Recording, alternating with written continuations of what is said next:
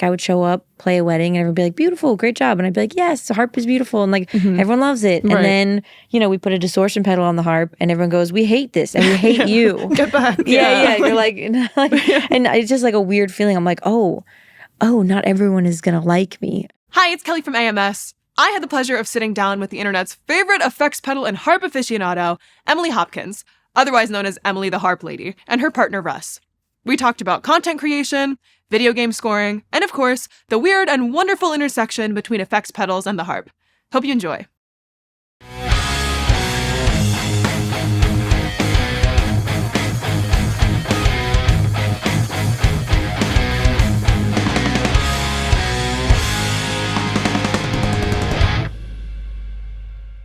I am here with harpist Emily Hopkins and her partner Russ. Hi, guys. Hey, thanks for having us. Thanks for being here.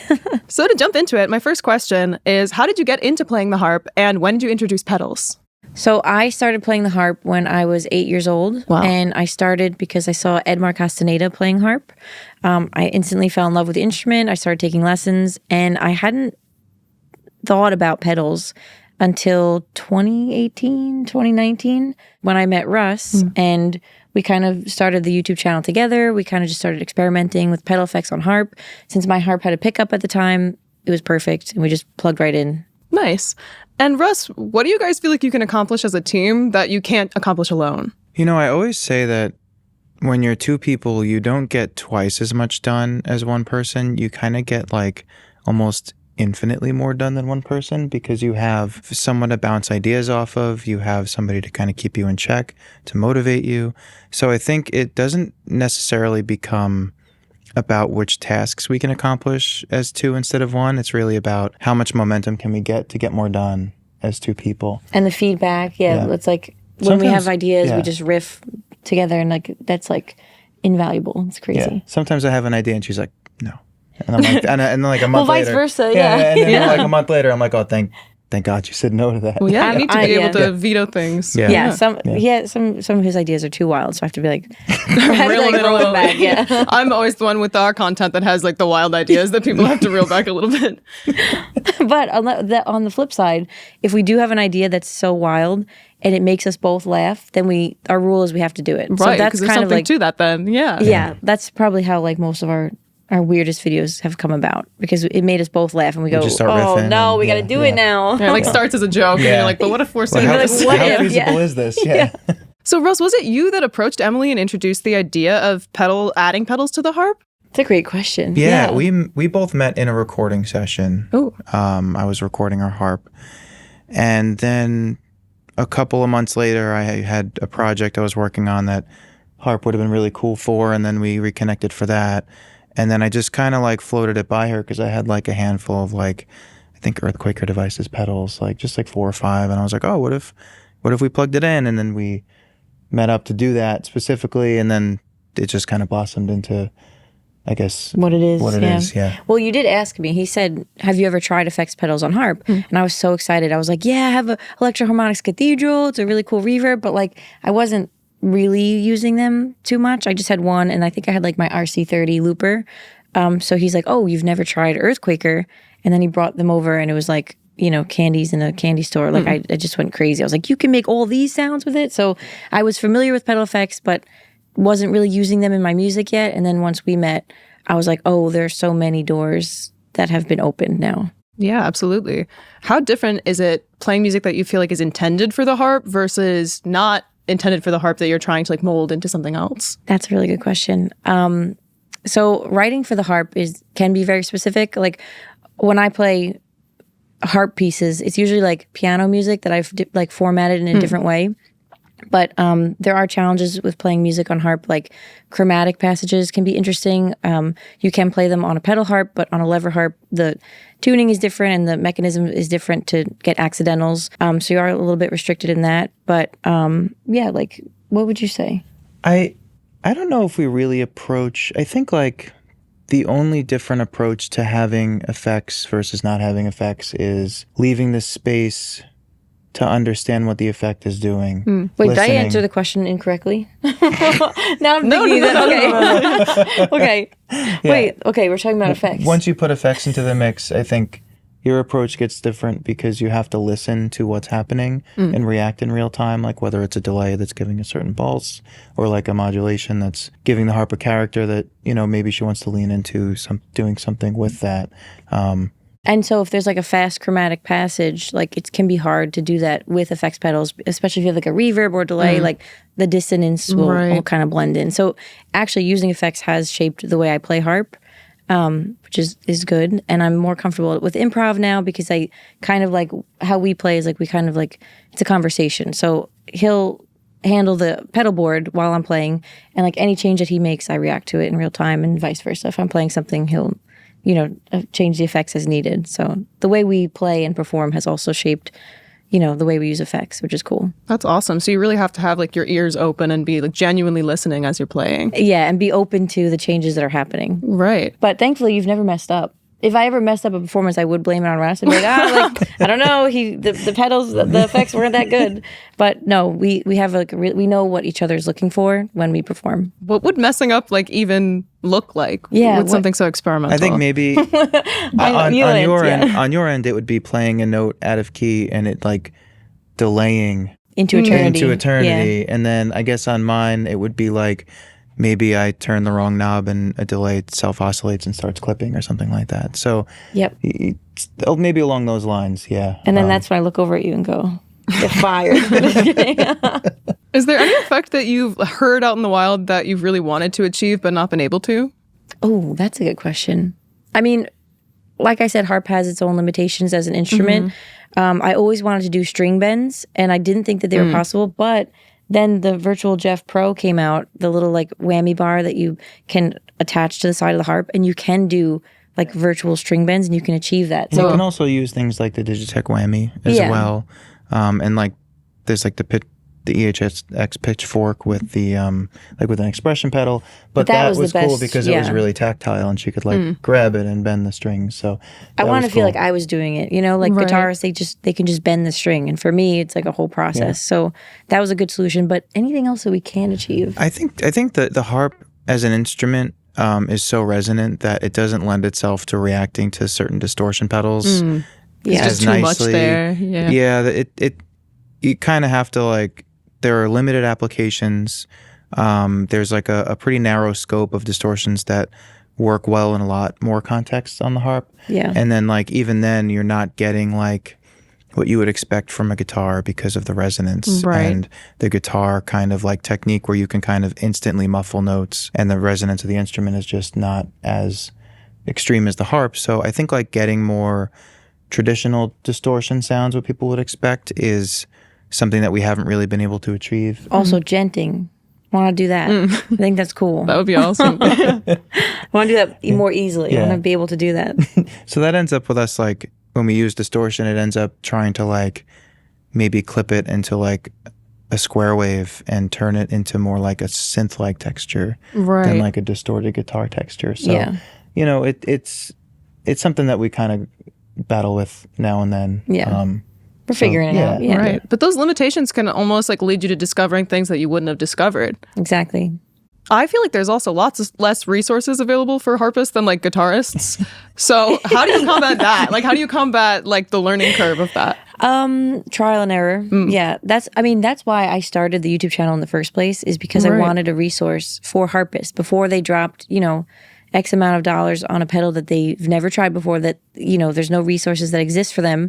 I wanted to make like a little database to show like, hey, here's what this pedal sounds like. Here's what this pedal sounds like. And then over time, it kind of just grew into the chaos that it is today. But in the beginning, it was just supposed to be like, not just, but it was mainly supposed to be like a YouTube channel for other harpists and composers and, people who are just discovering new sounds. So we would buy the pedals, try them out, and if they weren't the greatest fit, maybe that's what reverb is for. Yeah. So once our channel started to grow, we realized that it wasn't just harpists who were watching. There were a large portion, we did a lot of polling, a large portion of our audience were guitarists, bassists, synth players, and there were some people who didn't even play music that just liked the sounds and the vibes. And then we realized that like some of these people were kind of able to understand what the effects were doing a little bit better because they were looking at the harp as like an abstraction because they weren't as comfortable with the instrument. And also, like, you know, when a guitarist makes a video about music gear, you know, other guitarists are going to watch and they're going to go, is he playing well? Is that the style of music that I play? Is his tone not as good? And they're immediately more critical of what that person's doing because they have a familiarity with the instrument. If you remove the familiarity with the instrument, you start to get people looking at the effect for really what it is because they don't have that context. And it actually helps them a lot more. And when we realized that, we started kind of branching our content out into non-harp specific things. And then just understanding our audience patterns started to get more humorous and unhinged and just weird, and started putting synths in the mix too. And it's just completely evolved over the course of 5 years into just being something so different. Yeah, whatever it is right now. Yeah. That makes a lot of sense. I feel like sometimes you need to see something in another context to like truly understand it.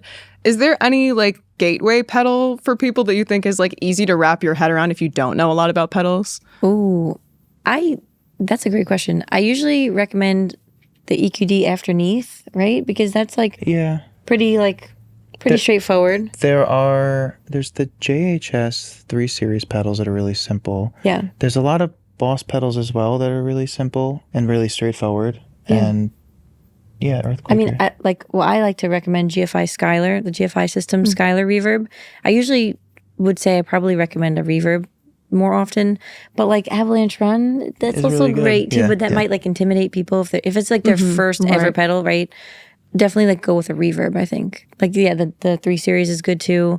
Just any kind of reverb, I think. Nice. What about people who've never touched a harp? Like, what would you say for them? If I've never touched a harp and I really want to just be able to play a couple notes? Like in terms of like how to get started on the harp? Yeah. Ooh, that. I don't think a lot of people ask me that. How to start? I mean, there's like harp rentals that you could like borrow one for a while and see if it fits, if you like it. You can go to like a harp showroom and try it out. And like basically what I tell people to do for the first time is just a glissando. So basically you just take your pointer finger and just like drag it up the string. So anyone who sits at my harp for the first time, which everyone here, you're welcome to sit at the harp and try it later. Glissando, which is very simple. You just drag up the strings, which is like cool. That's like that dream sequence. Exactly. Like sound. That's what I say. Yeah, it's like good morning, and you just do the beautiful tones, and like you can't get a bad sound out of that. So that's where I suggest people start. And also, like, even booking one lesson with a harp instructor.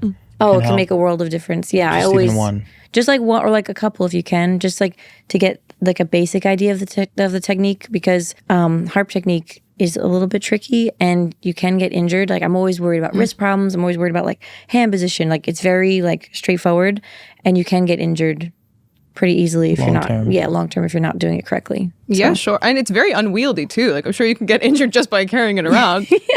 How do you like solve for the unwieldiness when you need to like go somewhere more portable? So I have a smaller lever harp that I brought today too. But I do drive a minivan and I kind of have it down to a science, like how to get the big harp around. But yeah, the smaller one is a good solution. They do have like travel size harps or like harps that are lighter, because my big pedal harp is like 80 pounds, 70 pounds. It's like 6 feet tall. It's definitely unwieldy. Unwieldy. There's like a cart, like almost like a hand truck that like it's like custom and it like fits the size, like it fits the shape of the harp, so it sits in there nicely. So when we have the big harp, we like just kind of roll it around on the that. American harp cart. Yep. Yeah, shout out to it. But I think it's like a patented like specific thing to move a harp, and same thing with like the harp cover and like the harp. You know, you have to buy so much equipment just to move it around. People don't think about that. It's wild. But luckily, we do have a smaller lever harp that I bring around. You're doing more like content creation stuff now than like going out and playing gigs, right? How is that different? So actually, I stopped taking on gigs because I was a freelance wedding harpist for like 10 years all around the Long Island, NYC area. And now just because our schedule is so packed, like I had to stop because it was going fine for a while, but then, you know, like the dates are set so far in advance. So if there'd be a wedding, you know, maybe even a year from now, like I don't know what I'm going to be doing in a year, or like where we're going to be. We might be traveling.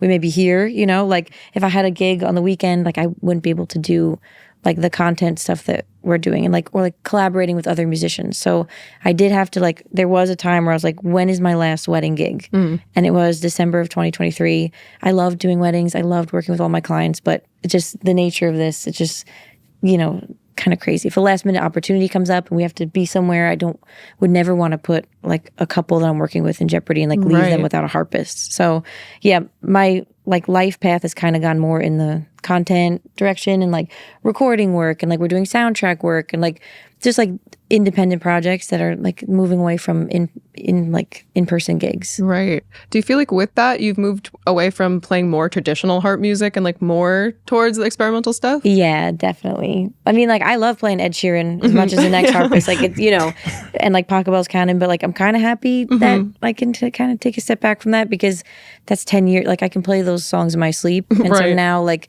I can use everything that I've learned, and like doing wedding gigs helped my improv, because I had to like adapt to whatever was happening. Like if the bridal party is longer, you got to keep playing. Like you can't just stop. Vamp a little, you can't you got to vamp, exactly. And like, depending on the walk, like the bride's walk or the groom's walk, like you have to like kind of tailor it to the present moment. Like if she gets there earlier than you think, you got to end. You can't keep playing. Like, so it's helped me like kind of be comfortable getting off the page. And so now I'm really off the page, and I'm just making my own improvisation. There's no page. There's no page. Yeah. So it's a big change, but it's a positive change. I like it. What's the process like when you make your videos? You want? Well, it depends. So lots of snacks, lots of snack breaks. Yeah. So we have two YouTube channels now, and then we have short form content that goes on Instagram, TikTok, and YouTube Shorts. So we have like a lot of different kinds of things that we make. We have our second YouTube channel that's like straight, like, demonstrations of pedals and synths and just whatever music tech gear that comes out. Kind of like our how-to channel. Yeah, and that's really straightforward. We get Emily to play through the stuff, and then we kind of like dissect what's going on and break it down, and come together to write what to say in the video, and then we say it, and it's very straightforward. And in our kind of main YouTube channels evolved into just kind of like showcasing really cool gear, creative use of gear, really cool guest musicians, and people who use music tech in just really strange ways. Those are just kind of all over the place, and we just start shooting whenever our guest is there, or we just kind of start shooting whenever we try to make something, and then we'll do like a first day of shooting and then piece it together and then understand what else is needed, and it really ends up being like really heavily edited, longer days of shooting. Very involved. Sometimes it's very long days of shooting. Sometimes we shoot 8 hours of content to make it into 7 minutes, Yeah. We really edit it down. Yeah. But it's always better to have more than less. Right. And you're doing the editing as well? Yeah, we both. Everything we make is just us two. Yeah. Wow, that's lots of work. I love when everyone says like, "The great job, Emily Harpist team," and I look at him and I go, "Great job, good job." Team. Yeah, like because some people do think we're like a production, but it's just me and him, like on Final Cut and Pro Tools working, which is really cool. Yeah, but it is a lot of time. It is a lot of time. We both do this full time, so it's very exciting. Do you ever struggle to generate ideas? You say no. No, you say no. I was about to say yeah. Well, he's just a fountain of ideas. You never struggle. Well, no. Sometimes you get a little stumped, but I feel like the idea generation can kind of be like a muscle sometimes. Okay, that's fair. The more you do it, the easier you kind of are able to riff on things and kind of come up with things and pivot. Sometimes we're like, what do we do with this? But most of the time. But then we go to a coffee shop, we just sit, and then we have our paper and our pen, and we're like, paper and pen, and we're just like, what are we feeling? What would we like to do? What do we want to explore more? And then, you're right, it's kind of easy riffing, to, and then we just... Riffing is the best part. I go, what if I got into an octopus suit and tried 8 tentacles at once and chained them together? Or like, okay. Yeah, he crosses it out. He's like, don't do that. But yeah, there are some ideas we've had that we'll never make it. Even though there's some things we've shot that when we edit it, we're like, oh man, like the world can't see this. The world can't see I'm like, I am not putting this out. Yeah, no one except him will see it. Maybe people on Patreon will see it, but maybe Sometimes no. Sometimes we look back and we were like, what were we thinking? Like once we see it, we're like, this is too unhinged. Too deep. Too deep in it. Have you ever released something that then later you watched back and thought, what were we thinking? Have we? I mean, not really. I think when we look back, what? The Yoshi's Island cover with erasers. Yeah, that was bad. Well, that was bad. There's some things that were like, I think we'll look back and we'll be like, oh, our quality wasn't as good. Yeah. Or like maybe our decision making wasn't as like The muscle wasn't as strong. But I think like in general, it's just really like, I find it harder to watch old content because we're always trying to constantly improve and pivot into new directions. So when I watch old stuff, I'm always like, Well, I find it hard because I'm like a deer in headlights in the camera. I'm not comfortable at all, and it's very clear. I'm like, hello, today we're going to talk about this pedal. Please don't hurt me. Like, I'm like so nervous like on camera, and it like, I think that's like a huge area that I've just made so much progress in, is like being my comfortable, like authentic self in front of the camera, because it's scary. I mean, it is scary. Like if you told me like 6 years ago, like right before we started the channel, that like, hey, in 6 years you're gonna have like a pretty successful like YouTube channel, or like you're gonna have like a presence in the gear world, I'd be like what? No, like I'd probably cry. I'd be like, no. But now, yeah, like it's just over time with practice, like, and being able to like work with my partner and just make really cool stuff, or stuff that I think is cool. It kind of just happened organically, where I feel more comfortable being in front of a microphone and a camera. Yeah. Is there anything that you feel like contributed to like helping you feel more comfortable, or it was just like natural over time? I think it was just honestly just time and just doing it more. And like that's why like you can still go to our channel and see the old videos where like there's a video where I talk about performance anxiety and like being nervous in front of the camera, and like I have like a buzz cut, like I look very different. I'm talking about like how nervous I am, but yeah, just over time and just doing this more and more kind of like has put me at ease, like. Because also, like, it's just me. Like, I can't pretend to be anyone else. Like, this is it, you know? So it's kind of nice. Awesome. Yeah, there's a comfort in that. And you also, I'm sure, get used to, like, people not liking you as well. Yeah. Oh, yeah, that's a huge thing, too. I love when people don't like me. It's great. Because I can just keep practicing, like, it doesn't bother me, you know? Like, I think when I was doing wedding gigs and before I had, like, a media presence, I wasn't really, like, used to that. Like, I would show up, play a wedding, and everyone would be like, beautiful, great job. And I'd be like, yes, the harp is beautiful. And, like, everyone loves it. And then, you know, we put a distortion pedal on the harp, and everyone goes, we hate this, and we hate you. Get back. Yeah. You're like, and it's just, like, a weird feeling. I'm like, oh, not everyone is gonna like me, and I'm like, I'm controversial now. Yeah, right. Like you'd think like just playing harp, it would be like really nice, but like, yeah. And I think there's also a comfort in that too. It might sound like a little backwards or like ironic, but like being exposed to like the anonymous people online who like are like, I hate her and she is stupid or whatever. Like, it's made me not care, like made me more confident in myself, because I'm not doing it for them. I'm doing it for the people who get it and the people who do enjoy it. Like, I don't care, like the haters, like I don't care, you know, it doesn't really bother me at this point. Like, of course, the really mean comments are going to get to anybody. Sure. But like, there's just the tame ones, like, I think that's stupid what you're doing. I'm like, okay, like cool. There are plenty of other channels for you to check out. And that's the cool thing. Like, there's many other choices that you have. So I think I've gotten a lot more confident. Yeah. Yeah. I've seen it happen in real time. Cool. Yeah. Definitely. Awesome. There's a members only interview where you talk about loving everything about the harp. That can't be true. What are your least favorite things about the harp? Oh man. Well, okay. First of all, I'm upset that there's a lot of things. I'm upset that I can't like shred like other guitars, you know, like, or like I can't do like the squealy thing they do like with pinch the string. harmonics. Yeah, I guess whatever that's called. Like the weird squealy thing, and like I don't know, like, you know, like you ever see oh my God, wait, what? The weird squeal. I don't know what it's called. I don't play guitar. Like, I mean, it's a pretty good description. The squealy thing. What are like the hammer things? Like what are the, like, you know, there's like hammer like, on and pull up. I guess, yeah. There's like techniques that you can do on guitar that I can't do, and because I'm in that world, the effects pedal world, like I see that stuff a lot. I'm like, I wish I could do that. You know, I'm like shaking your fist. Yeah, I'm like yelling at the clouds, like God. But what else? Chromatic passages, again, possible on pedal harp, not fun to do, and pretty impossible on lever harp. Like it's very tricky. What else? Like there's a lot. What do I hate about it? Is that like any chromaticism, or just like lots of chromaticism in a row? Lots of chromaticism in a row. Okay. And depending on how you write the piece that you're working on, some passages can not work well on harp. Not everything can translate well to harp. You have to kind of format it. I hate that it's so expensive. Really hate that it's so expensive. That's a barrier for a lot of people. Like my whole goal is to try to get the harp out there more and show what a versatile instrument it is, which is ironic because I know I'm like, there's so much stuff you can't do. But like, I want to get it out there and encourage more people to play it, because for all its faults, it is such a fun and amazing instrument. But yeah, it's like, I mean, my small lever harp is like, what, $4,000 with the pickup built in? Like, I mean, you can get a guitar at that price, but like the big pedal harp is like $20,000. So like, that's like who's gonna, like that's a lifelong You have to be really commitment. invested. Yeah. Yeah, like that's and like, it's very technique heavy, the harp. But I'm sure guitar is too, right?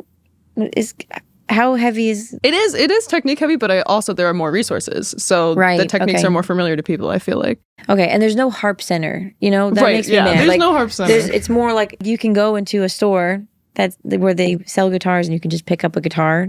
And it's much harder. You have to make like an appointment. You have to like look at it, and it's like a bigger investment. So, yeah, I would say what I don't like about the harp is like all the barriers for entry. Sure. That can arise. What do you hate about the harp? The shape. You hate how it looks. No, I'm usually the one who has to carry the lever harp around when we travel. So maybe it would be nicer if it was lighter. Yeah. Sorry. Yeah, you're my official harp mover. And we have to get the harp. Our studio is on the second floor. So getting the big pedal harp up the stairs. Up and down stairs is, it's a lot. Do we still have that video on our channel, getting the harp up the stairs where you strapped a GoPro to your head? And okay, because we wanted to show how hard it was. So it's somewhere. It's old. It's years buried. old. It's buried. Yeah. Gotta like make a system of like levers and pulleys. Yeah, right? Yeah. Yeah, I just think moving it around is I hate that you need a special car to drive in order to play a pedal harp. Like you need a car that will fit it. Yeah, it sucks. Yeah. But it's great. Yeah, it's a good instrument. I don't want to like. Yeah, we're pro harp. Yeah, we are pro harp here. I don't want to like talk bad about it too much. What advice do you have for musicians who want to break into the content creation world? I would say be very flexible. Be very open to taking risks. Be really receptive to what your audience wants or what you think that your audience would like. And part of finding that out is taking risks. So for us, our style and our content has really developed over time. I started out doing video game covers, mixing with the pedal effects, but I wasn't talking. And so finally, when we tried a talking video where I showed a little bit more of my personality, it really did resonate with my audience because they wanted to know me. But a lot of people aren't comfortable with that. So it really depends on your level of comfort, whether you do feel comfortable putting yourself out there, because I know it's scary and it can be a lot. But I guess just being open to taking risks and being receptive and just kind of like, it's an ever-changing world, like media and content. So like kind of just being adaptive, I would say. Yeah. I think like the hardest part is just getting started. It's like the hardest part of going to the gym is getting in the car and going to the gym. Once you're there, everything's kind of right. It's kind of like that with content. It's kind of like you just have to get started. And I think the biggest thing that a lot of people I talk to face is like they kind of have this set of excuses where I don't have this piece of equipment, so I can't do it yet. I have to wait to get this, and this in order to start. And we didn't, when we started, we had like not a great audio setup and like not a great camera. But, as we were getting better at making content, we started investing in other things that, we noticed could be better. And I think like a lot of people think that they need something specific in order to start, or like their video needs to be perfect in order to put it out, and they spend a lot of time on it. I think like giving yourself permission to not be good will make you better than waiting until what you make is perfect. Right, because it never really will be. Right, exactly. Yeah, that holds a lot of people back, like waiting to be perfect and like, oh, I can't do XYZ because I don't have this kind of lighting. I don't have this kind of microphone. Like, just make stuff and be vulnerable and try to put it out and just ignore any mean comments that come in. But we didn't get mean comments until later. So no, we didn't get any until we hit a certain threshold, I think. Yeah. So I would just be open to trying new things. You mentioned you did some video game scoring. Are you guys gamers? I would say that I am. She's a gamer. Okay, can I tell them what I say about you? I'm sorry.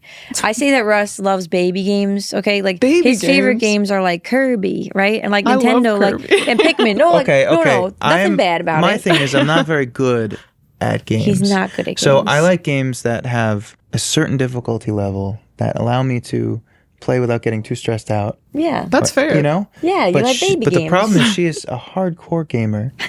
No, I'm not. Okay, not a hardcore gamer. I just like enjoy a challenge, right? Like Dark Souls. Like I like Dark Souls. I don't care if I get mad and like throw my controller on the ground. Like it's good challenge, you know? So we don't really play together. No, we don't. Because I tried to. We tried to. It didn't go well, and it ended up with like me like getting really frustrated and be like, just go down the lane, just go down the lane. And he's like, I don't know. And he gets too overwhelmed. I feel really bad. So we don't often play. We don't have We do parallel play. Yeah, we do parallel play. I have my Steam Deck, and he has a Switch, and he's playing baby games, and I'm like playing like some like really challenging stuff. I'm playing Baldur's Gate, you know, and like I tried to get him to play Baldur's Gate. He fell asleep. Fell asleep. Okay, he just he spent most of the time on the character creation. Like wow. that's not. I mean, I'm kind of the same. I just randomize it. We got it. Let's go. We've got to get into the level. I don't care what it is. If it's a, you know, I don't care. It's barbarian, whatever class. But let's see. Like in terms of like best soundtracks, my favorite soundtracks from games are probably like, okay, again, he makes fun of me for this, but Banjo-Kazooie, like Grant Kirkhope, what is it? Grant Kirkhope, I think. If I say it wrong, it's bad. I also love the themes from like Castlevania. Castlevania music is like really near and dear to me. What do you like to listen to? You like Metroid. I love Metroid music.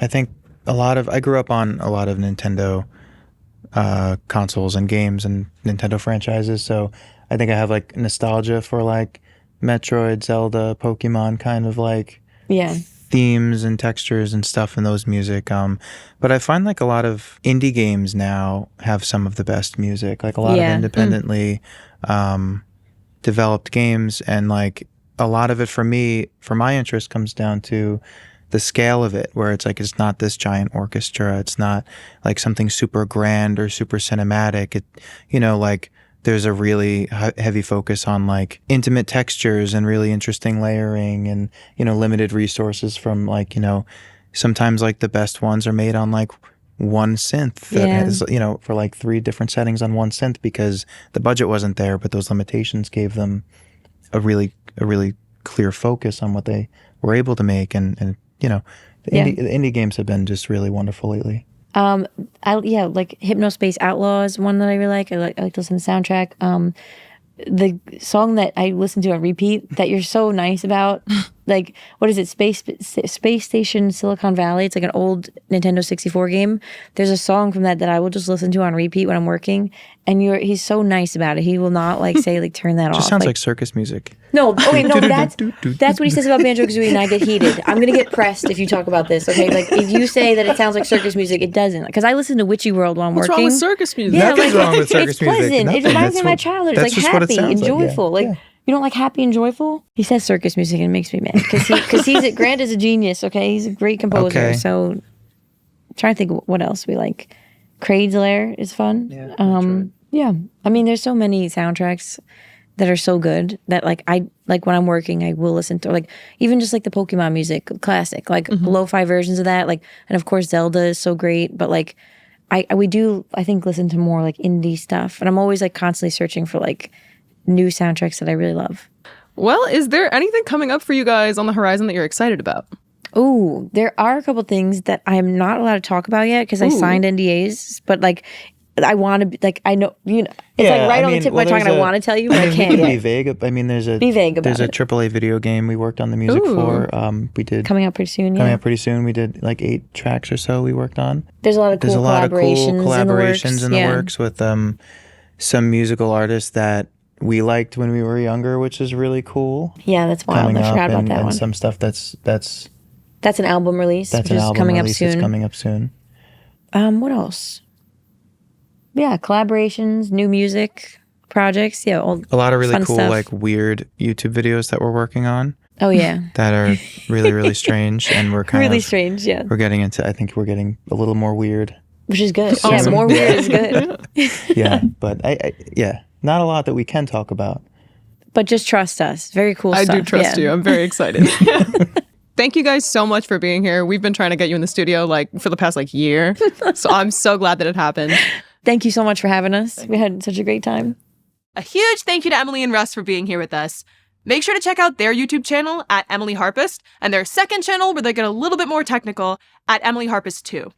Make sure to like and subscribe to our channel for more content like this, and to check out all the gear mentioned in this video, head on over to AmericanMusical.com.